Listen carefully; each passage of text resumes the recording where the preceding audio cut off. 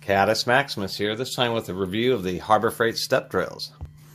If you're pretty savvy, you can, well, I shouldn't say too savvy, but Harbor Freight always sends out the coupons, so you can actually get this whole set. I guess they sell 3 different sets, which is a non-step. I guess these would be just considered taper drills. Then they have small size or very narrow type taper drills. These 2 sets have 1/4-inch hex drives, and then these have 3 flat 3/8 drives, and these would be their large step drills. These are high-speed steel with a titanium nitride coating. No, they're not the best, but for around, I don't know, it's like 30 or 40 bucks with coupons, you can get all these step drills, which is an 8-piece set, which is pretty good price. I actually have one Bosch step drill, and this thing is actually pretty expensive. This was like $10 or $15 just by itself. And one thing I did notice is it's actually pretty darn short. This is a 1/4-inch to 3/4-inch, and here's the smaller Harbor Freight, and you can just see how much shorter the Bosch is. So I kind of like the Harbor Freights in the aspect that they have just a bit wider flats right here, which makes it a little bit easier to actually use a step drill for what it's intended for. Even though the grind is not quite as good as it is on the Bosch. You know, the Bosch is Swiss made, so there is a reason why it's so expensive, but it is pretty small. And the issue with having real short flats, such as on this Bosch, is it's real easy to over drill, where you're going through and you're trying to get to a particular size and then you bump it too much. Now, the advantage of step drills isn't so much for using them to make a hole of a particular size. They're pretty expensive and they wear out just as quick as any other drill bit, except for the fact that it's near impossible to resharpen them. Very difficult to get into this slot right here and try to resharpen one of these once they wear out. So these are real kind of purpose-built tools, I should say. Meaning that you should only use them when you really need a step drill, just because maybe with the Harbor Freight, since they are a bit cheaper, you can use them more. But if you just need to make, say, a 7/8 hole, you'd be better off using a drill bit that you can resharpen rather than just wearing out the front end of one of these step drills to the point where it doesn't cut anymore. Then you have to throw away the whole step drill. So that's one recommendation. But they are great, especially for sheet metal and those type of situations where you just need to get a particular size. The idea of these is a whole bunch of different size drill bits in one unit.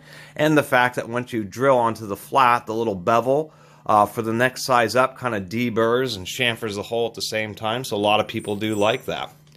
The one deal with these all taper ones is just the fact that you can make a hole of any arbitrary size. They are difficult to use because there's no step to kind of stop it. But what is nice about it is if you don't have a drill bit of a particular size, or maybe one of the steps on one of these isn't exactly the right size or as tight as you want it, you can drill and then use one of these, which kind of acts like a really steeply tapered chamfering tool, as well as a drill bit at the same time, where you can just use it to just slightly increase the size of the hole, and I kind of have appreciated that. What I did like is on this small set, the large set is a 2-piece, and then each of the small sets are 3-piece, is that they did remember to laser etch the sizes, although you can see where they kind of had some issues right here where the laser wasn't quite aimed properly and kind of cut it off. But still, it's fine for a Harbor Freight, and I do appreciate that. And I like this one. This one's actually pretty unique because it has basically the 6 most common fractional sizes and really wide steps, so it's actually pretty easy to use. Yes, there are metric step drills that are made, but man, they are super rare, at least in the North American market. Never seen one stocked anywhere. I'll pretty much have to order them off of Amazon. I did want to point out that sometimes it's real kind of inconsistent with the laser etching. You can see, like on this bit, they did a pretty darn good job of getting a laser etching on all those sizes. It was actually, that's a pretty small space. Where on others, they kind of had some issues where it kind of got down into the root. It's kind of interesting to see. So, one of the things that makes them a little bit cheaper. On the larger ones, I do kind of like that they actually turn them 90 degrees so they're parallel with the flats. So they're just a little bit easier to see. Let's go and do a quick demonstration of this plastic. We've got a DeWalt drill here. We'll use a demonstration. Let me actually zoom out just a little bit here. A couple things to also note, that these aren't really split tip drills. This one is pretty close, but they are not ground as a split tip, so that's one thing to make note of. Secondly, and it seems like even on the Bosch, they don't grind the flats all the way to the back, so when you put it into the drill chuck, and this is true on the 1/4" hex ones, which I'm not exactly sure why they did it this way, maybe just because of the clearance of the grinding wheel, is the fact that if you put it all the way in and just tighten it down, the chuck teeth will end up on this, just gripping on this tiny little flat, and it'll want to wobble around and get loose, so that can be a frustrating aspect. Where even on this Bosch, you can see where they grind it a bit closer, it is pretty nice. Still, you can run into the same issue, and I never really understood why they did that. Anyway, as far as how these step drills are designed, you just take something like this, and let's see if we can't get this to cooperate here. I'm using plastic to make it,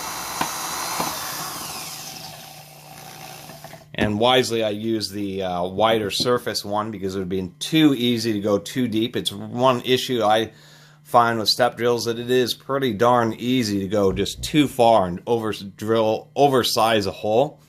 So some people love them, but I don't use them very often, and unless I'm really working with thin material and I want to use that little chamfering action.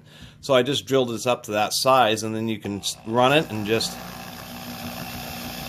do something like that, and we have a nicely chamfered hole. And so that's what makes it kind of nice with sheet metal, is it drills a hole and then knocks the burrs off of it.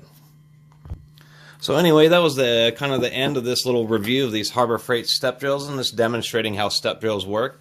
I think these Harbor Freight ones are just fine.